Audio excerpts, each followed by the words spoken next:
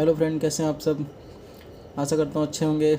आज आपके लिए एक रेडमी का फ़ोन लेके आया हूँ। इसमें डिस्प्ले से रिलेटेड प्रॉब्लम है, लाइट सेक्शन का प्रॉब्लम है। फ़ोन जो है ओनली वाइब्रेट कर रहा है, डिस्प्ले पे कुछ भी नहीं आ रहा है, ना ही कलर आ रही है, ना ही डिस्प्ले पे कुछ शो कर रहा है। और एक्चुअल में देखें तो मुझे भी पता नहीं है कि इसमें कलर आ रही है नहीं आ रही, मैंने ऐसे ही बोल दिया। तो अभी चेक करके देखते हैं, क्योंकि अभी मेरे पास ये आया है तो ये पीछे का खुला हुआ ऐसे ही लाके कस्टमर ने दिया। बैटरी लगी हुई है, ऐसा है इसमें। ये भी ट्विज़र नहीं है, स्विच नहीं है, तो इसको हम ट्विज़र से शॉर्ट करके ये वाइब्रेट कर रहा है। वाइब्रेट किया और डिस्प्ले पे कुछ समझ में नहीं आ रहा है, कुछ दिख रहा है नहीं दिख रहा। डिस्प्ले पे कोई भी ग्राफिक्स नज़र नहीं आ रही है और ना ही इसमें कोई लाइट जल रही है। तो इसकी टेस्टिंग हमको कैसे करनी है उसको हम आपको अभी दिखाते हैं। तो इसमें हमको एक एक सेक्शन जो है वो चेक करना होगा, डिस्प्ले से लेके लाइट सेक्शन तक का, जिससे हमको ये कंफर्म हो जाएगा कि ग्राफिक आ रही है कि नहीं आ रही है और प्रॉब्लम किस सेक्शन में है। तो पूरे डिस्प्ले सेक्शन को हम चेक करेंगे, इस वीडियो में बने रहिए आप लोग। तो अगर आप मोबाइल रिपेयरिंग का कोर्स करना चाहते हैं तो आप डिस्क्रिप्शन में दिए गए नंबर पे कांटेक्ट कर सकते हैं। न्यू बैच जो है 15 दिसंबर से स्टार्ट हो रहा है और उसमें आपको कंप्लीट हार्डवेयर लेवल पे सॉल्यूशन दिया जाता है। जैसे कि लोग पूछते रहते हैं और मैं उतना रिप्लाई नहीं दे पाता। मैं जो कोर्स में पढ़ाऊँगा वो आपको एक जेन्युइन कोर्स मिलेगा, जिसमें आप एक एक चीज़ों को आप स्टेप बाय स्टेप समझ लेंगे ढंग से, कि सप्लाई में आपको कहाँ पे काम करना है, कैसे चेक करना है। जैसे कि आपको उसमें मैं पहले ऐसे पढ़ाता हूँ, 2-3 दिन बेसिक कंपोनेंट और आपको जो आईसी का डिटेल होता है वो देता हूँ, लेआउट वगैरह फ़ोन का कैसे वो लेआउट होता है, schematic reading, voltage divider circuit क्या होता है, वोल्टेज बिल्ड सर्किट क्या होता है, डेटा क्लॉक की लाइन क्या होती है, serial data, serial clock, pull up voltage क्या होता है, पुल डाउन वोल्टेज क्या होता है, पुल डाउन क्यों कराया जाता है, पुल अप क्यों कराया जाता है। ठीक है, ये सारी चीज़ों की इन्फॉर्मेशन देता हूँ और उसी के साथ साथ सारी तरह की जो सर्किट होती है उनके बारे में बताते हैं, और जो कंपोनेंट का यूज़ होता है सर्किट में, कहाँ पे कंपोनेंट क्यों और कैसे सीरीज़ में पैरेलल में कैसे लगा होता है, ट्रांजिस्टर के वर्क को बताया जाता है। उसके बाद फिर आपको बूस्ट कॉइल का यूज़, ठीक है, बूस्ट कॉइल से बूस्ट वोल्टेज जो बनती है, बक कॉइल का यूज़, ठीक है, बक कॉइल क्या है, कैसे बनी है, 2-3 दिन में ये कंप्लीट हो जाता है। उसके बाद आपको फिर आईसी के डिटेल्स दिए जाते हैं, आईसी के बारे में पढ़ाया जाता है कि एक आईसी जो होती है वो कितने तरह के सेक्शंस होते हैं उसके अंदर, वो कैसे कैसे काम करती है, उसमें हमको क्या क्या चीज़ें चेक करनी होती है, कौन सा फॉल्ट आएगा तो हमको कौन से आईसी के अंदर चेकिंग करनी है। विदाउट स्कीमेटिक भी आप काम कर सकते हैं, अगर आपको इन्फॉर्मेशन होगा कि ये सेक्शन इसके अंदर होती है तो उसके लिए रेडी किया जाता है आपको। और आप एक एक आईसी को उसमें सेपरेट वीडियोस में पढ़ेंगे, सेपरेट लाइव क्लासेस होती है। वीडियोस नहीं मिलता, सभी लोग पूछते हैं सर वीडियोस मिलेगा क्या, रिकॉर्डिंग नहीं, वीडियोस नहीं मिलेगा, लाइव क्लास होगा। लाइव क्लास का रिकॉर्डिंग होता है और एप्लीकेशन के अंदर रिकॉर्डिंग भी स्टोर होती है, जिसको आप बाद में आके प्ले करके देख सकते हैं, ओनली प्ले करके देख सकते हैं। ठीक है, डाउनलोड नहीं होता है क्योंकि डाउनलोड होने के बाद फिर वीडियोस सेल होने लगती है, तो इस वजह से ओनली क्या होता है, ये प्ले होता है, उसमें आप प्ले करके देखेंगे। ठीक है, तो उसमें आपको सारी चीज़ें मिलती हैं, वीडियो प्ले करने के लिए मिलेगी, देखने के लिए। और क्लास में आपको स्कीमेटिक की एक अच्छी नॉलेज मिलेगी, जैसे कि पावर आईसी का पावर सीक्वेंस बताया जाएगा, पावर के बारे में बताया जाएगा, कैसे वो पावर ऑन होती है पावर आईसी से। क्रिस्टल जो होती है पावर आईसी से कनेक्टेड होती है, वो क्या करती है, क्रिस्टल की फ्रिक्वेंसी बनती है पावर आईसी से, और पावर आईसी से बन के क्रिस्टल में जाती है, क्रिस्टल से फिर पावर आईसी में आती है, प्योर होकर फिर सीपीयू में जाती है। वो पूरी लाइन दिखाई जाएगी आपको कि वो कौन सी लाइन है। WTR से जो सीपीयू की लाइन कनेक्टेड होती है, 7 लाइनें जो होती हैं, 8 लाइनें, 7-8 लाइनें, उन 8 लाइन होती हैं, उस 8 लाइनों को भी दिखाएंगे हम, कैसे वो कनेक्टेड होती है सीपीयू से। बाकी आपका स्कीमेटिक रीडिंग जो होगा वो आपका एडवांस लेवल पे बताया जाएगा, एक एक बॉल, एक एक पिन की जानकारी दी जाएगी, पूरी सीपीयू की रिक्वायरमेंट तक। जैसे कि आप फ़ोन रिपेयर कर रहे हो तो पावर आईसी से लेके सीपीयू की पूरी वोल्टेज की रिक्वायरमेंट तक का आपको इन्फॉर्मेशन होना चाहिए, तभी आप एक फ़ोन को अच्छे ढंग से रिपेयर कर पाएंगे। सीपीयू की पूरी वोल्टेज कब बनती है और बनेगी तो सीपीयू पोर्ट बनाएगा, ऑन होगा, क्या नहीं होगा, वो सारी चीज़ें आपको मिलेंगी। तो A to Z एक इन्फॉर्मेशन हो जाएगा आपके पास। फ़ोन बनाने से पहले आपके पास कोई फ़ोन आया तो आपके दिमाग में आईसी को देखते ही समझ में आ जाएगा कि उसके अंदर कौन सी आईसी लगी है और वो कैसे फ़ोन का स्ट्रक्चर होगा, उसमें हमको कहाँ कहाँ पे काम करनी चाहिए, कौन कौन सी ऐसी इंपॉर्टेंट चीज़ है, वोल्टेज है, फ्रिक्वेंसी है, उसे हमको मेज़र करना होगा DSO की मदद से भी या फिर मल्टीमीटर की मदद से। ठीक है, तो क्लास में DSO का यूज़ भी बताया जाता है, फ्रिक्वेंसी मेजरमेंट कैसे करते हैं DSO से, तो सारी चीज़ें हम बताते हैं। ठीक है, ऐसा कुछ नहीं है कि नहीं बताते हैं। हार्डवेयर में आपको सारी चीज़ें बताई जाएगी, सब कुछ आप A to Z सीखेंगे, एक अच्छे लेवल पे काम कर पाएंगे। ठीक है, नहीं तो फिर यही होगा कि VPH की हाफ शॉर्टिंग में ही फंसे रह जाएंगे। VPH की फुल शॉर्टिंग, हाफ शॉर्टिंग भी बताया जाता है।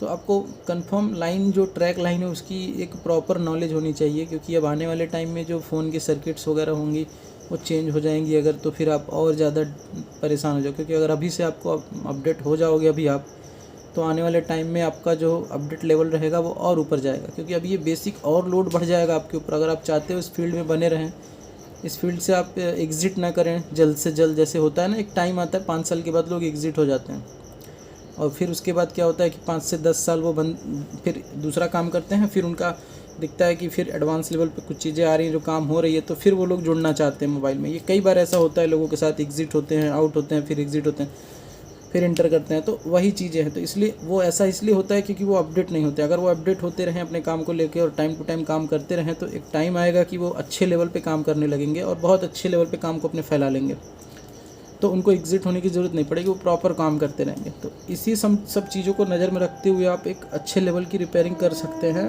आपको एक जानकारी जब हो जाएगी तो न्यू मॉडल की भी जो आईसी आएगी उनको भी आप उसी हिसाब से, उसी स्कीमेटिक पढ़ने की जो तरीका बताया जाएगा उस हिसाब से आप उसको रीड कर लेंगे और आप खुद इस लायक हो जाएंगे कि आपको वो चीज़ें मिल जाएंगी, आपको अपने दिमाग से वो चीज़ें मिल जाएंगी।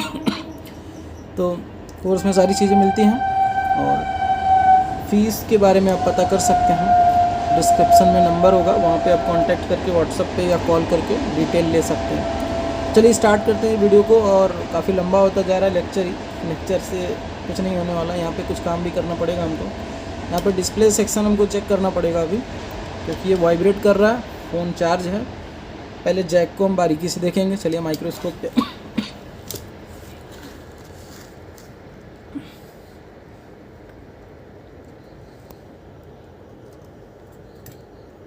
तो यहाँ पे जैक के पास में कोई प्रॉब्लम नहीं है, सारी लाइन जो है हमारी प्रॉपर क्लियर है। तो बोर्ड को हम बाहर निकाल लेते हैं और यहाँ पे देखिए पतरा जो है इसका लगा हुआ है। इसके नीचे होती है PMI, जिसके अंदर डिस्प्ले सेक्शन होती है। पतरा को हमको निकालना पड़ेगा। वहाँ पे वाटर डैमेज भी नज़र आ रही है, यहाँ पे लिक्विड गिरी हुई है और फ़ोन काफ़ी रस्टी है। देखिए WTR सेक्शन में कितना रस्ट भरा हुआ है। ठीक है, तो इसको हम क्या करते हैं, बोर्ड को पहले निकाल लेते हैं। इसका पतरा जो है उसको भी हम कट कर लेते हैं और फिर दिखाते हैं आपको कि क्या सिचुएशन है इसके अंदर। जो सर्किट लाइन है उसको हमको कैसे चेक करनी चाहिए, कौन सा सेक्शन डैमेज हुआ है।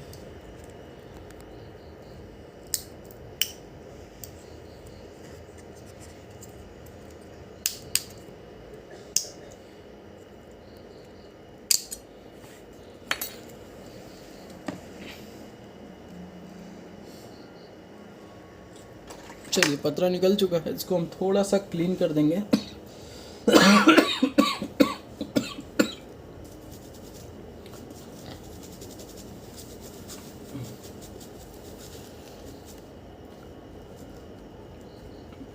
यहाँ पे देखिए लग रहा है किसी ने हीट वगैरह लगाया है क्या, लेकिन फिर पतरा तो लगा हुआ था, कोई दिक्कत नहीं है। चलिए मल्टीमीटर जब लगाएंगे तभी क्लियर हो पाएगा कि प्रॉब्लम कहाँ पे है। तो इसको हम मल्टीमीटर से ट्रेस करते हैं। ये मल्टीमीटर बजर रेंज पे है, कंटिन्यूटी रेंज पर। बैकवर्ड बायस में हम डायोड के पास ही सीधे चेक कर लेते हैं। यहाँ पे देखिए 193 आ रही है, 193, और फॉरवर्ड बायस में 4 के आसपास, यानी कि VPH की कॉइल की GR ख़राब होगी। दिख रहा है VPH की कॉइल पर जो 350 का GR होना चाहिए बैकवर्ड बायस में, वो 200 से नीचे आ रहा है। फर्स्ट तो ये दिखा हमको। सेकंड, यहाँ पे एक कैपेसिटर का हालत ख़राब दिख रहा है हमको। ये कैपेसिटर यहाँ पे दिख रहा है, वाटर डैमेज का केस है। सही है, अभी यहाँ पे GR सही आ रही है। इधर ग्राउंड है, यहाँ पे भी सही है, यहाँ पे भी सही है, यहाँ पे भी सही है। तो एक कॉइल माइनस ग्राउंड से कनेक्टेड होता है, सही है वो। एक जो होता है हमारा VPH की लाइन से कनेक्टेड होता है, सही है वो। ये भी कनेक्टेड होगा, तो तीनों कॉइल कनेक्टेड है, तो VPH की लाइन सप्लाई सब जगह जा रही है। यहाँ पे हमको ये चीज़ें सही नहीं दिख रही है, 193 जो है वो ख़राब है। तो इस केस में हम ट्रेसिंग करते हैं इसको कंप्लीट।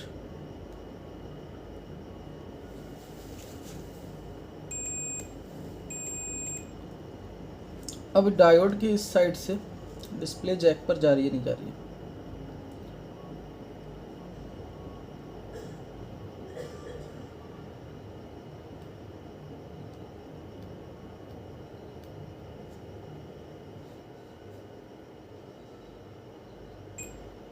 ठीक है, यहाँ से देखिए बजर आ रही है इस पर, तो हमारी ये एनोड लाइन सही है।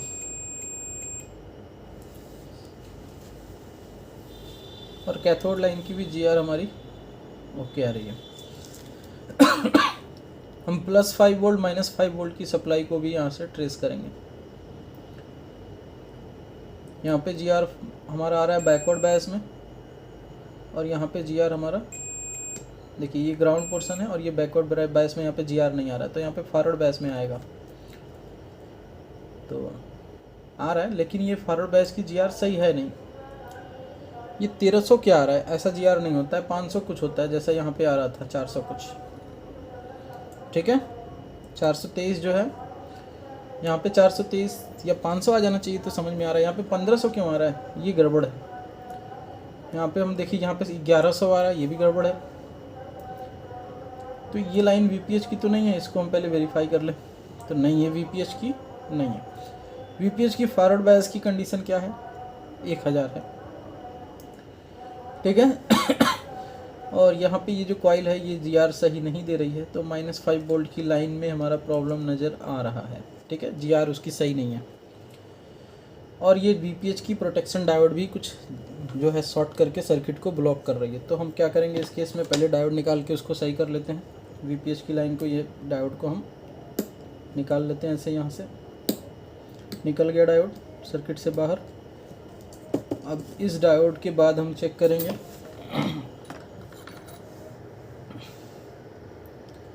अब इसके बाद हम यहाँ से चेक करेंगे VPH की GR। देखिए 300 कुछ हो गई। फर्स्ट एक काम हमने अभी कंप्लीट किया। अभी सेकेंड यहाँ पे फिर हम चेक करेंगे, लेकिन अभी भी ये 1300 कुछ आ रहा है। ठीक है, चलिए कोई दिक्कत नहीं है। यहाँ पे हमारा बैकवर्ड बायस में डायोड की एक साइड कितनी आ रही है, 325, दूसरे साइड में 400 कुछ 500। ठीक है। अब हम एक बार फ़ोन को ऑन करके देखेंगे ब्लू डिस्प्ले आ रहा है क्या। तो यहाँ पे हम इसको लगा लेते हैं, और वोल्टेज भी हम हॉट टेस्टिंग में देखेंगे कि वो वोल्टेज बन रही है नहीं बन रही है। तो इस तरह से हम बोर्ड को उल्टा कर लेते हैं। सॉरी, उल्टा तो करना ही नहीं पड़ेगा, तो फ्रंट साइड में है ना, तो ठीक है, कोई दिक्कत नहीं। यहाँ पे हमको ट्विज़र के हेल्प से इसको सॉर्ट करना है, क्योंकि इसका पत्ता है नहीं। तो यहाँ पे ये हमारा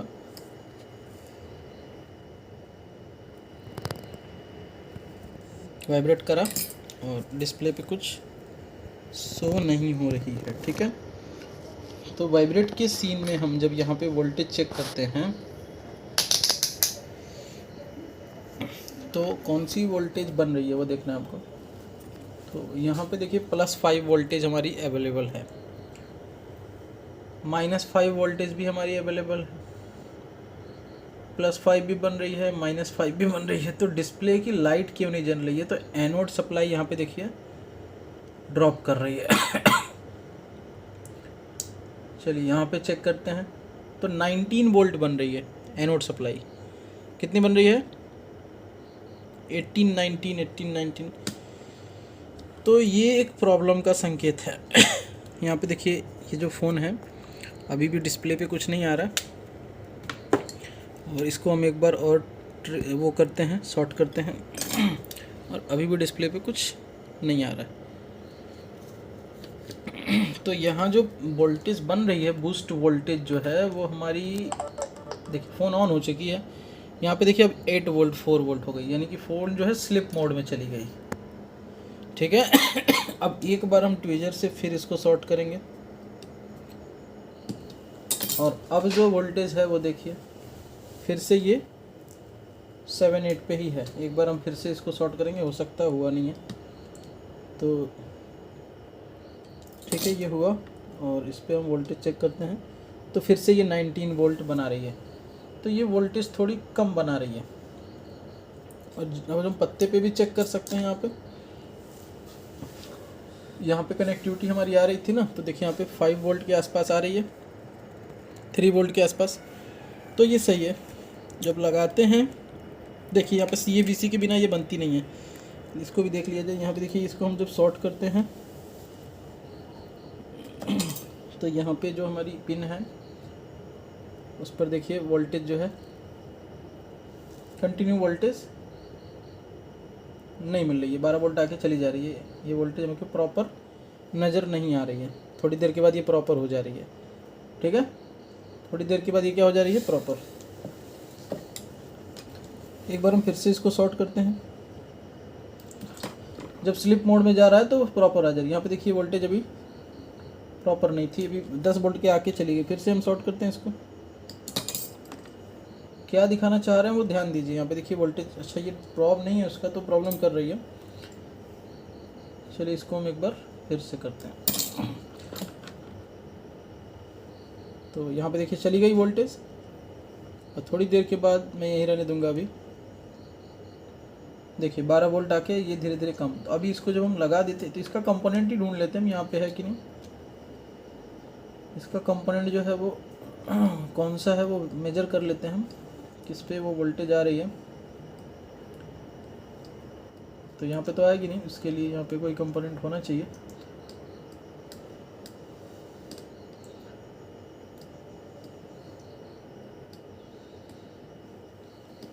तो चलिए कोई बात नहीं, हम इसको ऑफ करके कंटिन्यूटी रेंज पे करके तुरंत वेरीफाई कर लेते हैं कि कौन से बॉल से कनेक्टेड है। तो थर्ड बॉल इसकी यहाँ पे कनेक्टेड नहीं है, यहाँ पे थर्ड बॉल जो है ये वाली है, और ये सीधे जा रही है डायोड पे। तो यहाँ आसपास में कोई एनोड की बॉल नहीं है, इसका मतलब है कि जो डायोड पे बनेगी वही हमको इधर में मिलेगी। ठीक है, तो चलिए इसको हम फिर से एक बार लगा देते हैं, और ये आईसी के पास हम इस पर वोल्टेज देखते हैं। देखिए यहाँ पे अभी अच्छा कंटिन्यूटी पे है ये, इसको हम 20 वोल्ट पे कर लेते हैं। इसमें वोल्टेज हमारी बन रही है, बूस्ट वोल्टेज भी बन रही है।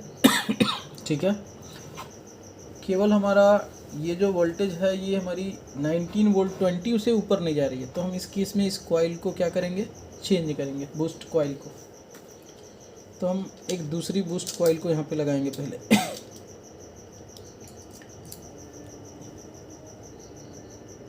ठीक है, बूस्ट को, अच्छा एक प्रॉब्लम और हो सकती है, उसको भी हम वेरीफाई कर लें।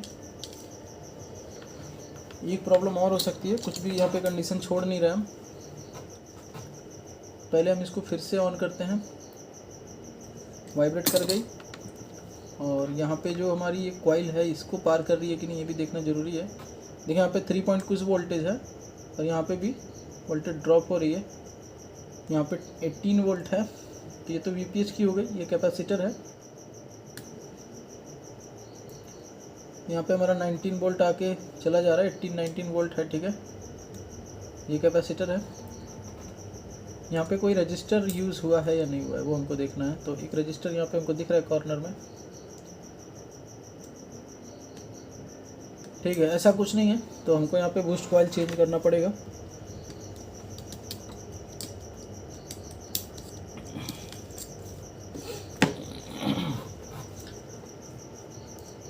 तो यहाँ पे जो लाइट की कॉइल है बूस्ट कॉइल उसको हम चेंज करेंगे। और आईसी के अंदर थोड़ी वाटर लिक्विड दिख रही है हमको, तो उसको भी हम हल्का सा वॉश कर देंगे, क्योंकि उसकी वजह से शॉर्टिंग आ जाएगी बाद में। तो इसको हम बोर्ड को थोड़ा सा वॉश कर लेते हैं।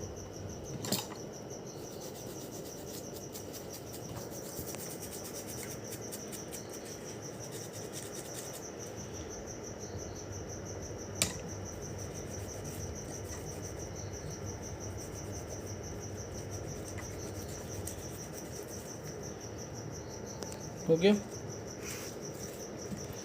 अब हम इसको कॉइल को चेंज करेंगे और इस पर हम चेक करेंगे डिस्प्ले जो है हमारा वो सही है नहीं है। ये भी हो सकता है इशू की डिस्प्ले ख़राब होगी। 19 वोल्ट तो बनी रही है। एक बार हम दूसरा डिस्प्ले के साथ भी इसको चेक कर लेते हैं, जिससे हम वेरीफाई हो जाएंगे कि ये वोल्टेज जो है 19 पे जल रही है नहीं जल रही है। तो यहाँ पे देखिए दूसरा डिस्प्ले है मेरे पास।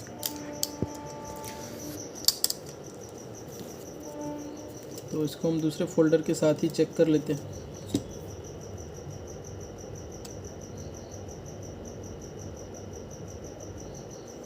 देखिए वाइब्रेट करके ये ऑन हुआ, लेकिन डिस्प्ले पे कुछ भी नज़र नहीं आ रही है। ठीक है, दो डिस्प्ले पे मैंने इसको वेरीफाई किया। 19 वोल्ट वाकई में कम होती है डिस्प्ले के जलने के लिए, इस डिस्प्ले के लिए। तो इस केस में हम बूस्ट कॉइल को क्या करने जा रहे हैं, रिप्लेस करने जा रहे हैं एक दूसरे फ़ोन से। तो पहले ये वाली बूस्ट कॉइल हम निकाल लें जो डैमेज वाली बूस्ट कॉइल है, और इसको एक अच्छे बूस्ट कॉइल से रिप्लेस कर देंगे, जिसके लिए हमको एक डेड बोर्ड की आवश्यकता पड़ेगी। तो यही बोर्ड को हम यूज़ में लेने वाले हैं। तो यहाँ पे ये हमारा पेस्ट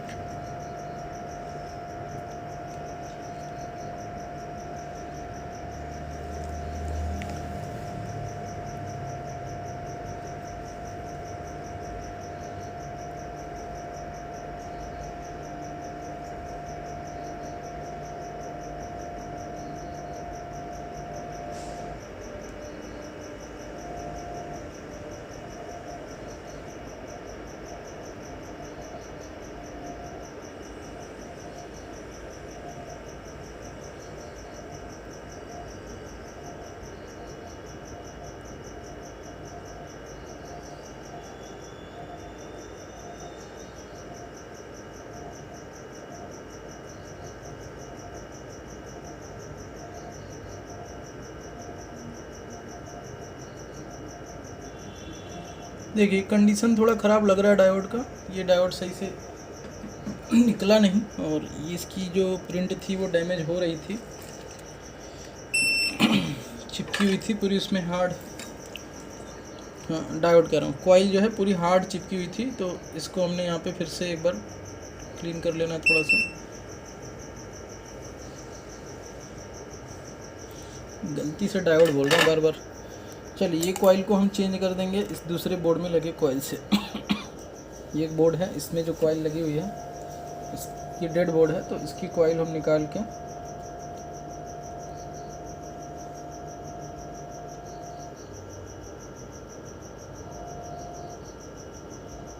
तो अब आप पूछेंगे कि सर यही कॉइल क्यों लगा रहे हैं आप, दूसरी कॉइल क्यों नहीं लगा रहे हैं? तो मैक्सिमम टेक्नीशियंस को पता होगा इसका जवाब। ठीक है, क्योंकि ये तो बहुत सारे वीडियोस में अवेलेबल हैं कि यहाँ पे क्या लगनी चाहिए। तो कॉइल हमारा अगर सही से नहीं लगेगा तो भी ये प्रॉब्लम आएगी। तो कॉइल सही से लगना चाहिए।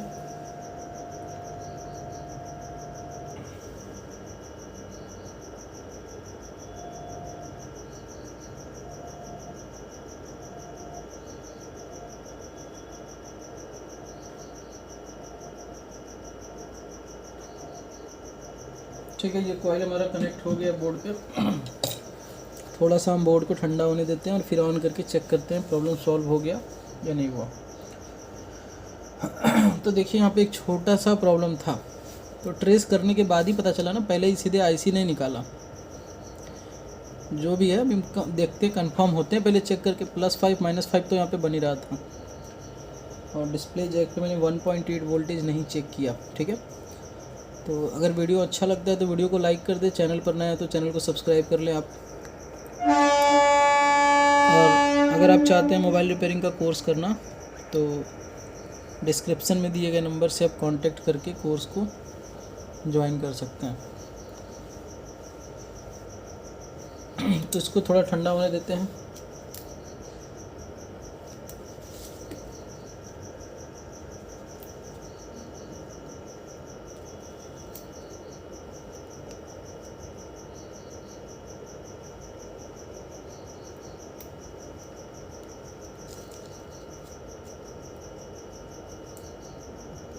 तो अब इधर इसको दिखाइए आप, मोबाइल को मैं जल्दी से ठंडा करूँ, ये बहुत हीट है।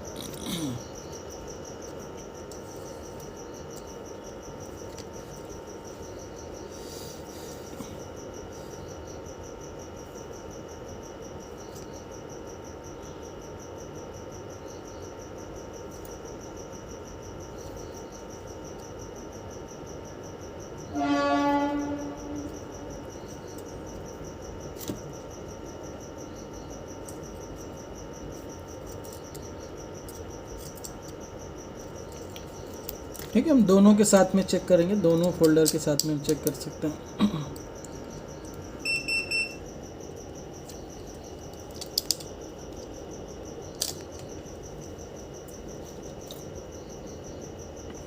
तो यहाँ पे हम इसको सॉर्ट करते हैं। देखिए वाइब्रेट करके ये अभी भी डिस्प्ले पे लाइट आ गई, देख रही है, फूटी हुई डिस्प्ले है ये। ठीक है ना, ये बूस्ट कॉइल की प्रॉब्लम की वजह से हो रही थी। तो दूसरा डिस्प्ले पे हम दिखाते हैं आपको। ये हमारी डेड बोर्ड के साथ में जो मोबाइल थी उसकी डिस्प्ले है, जो कि बैड कंडीशन में है।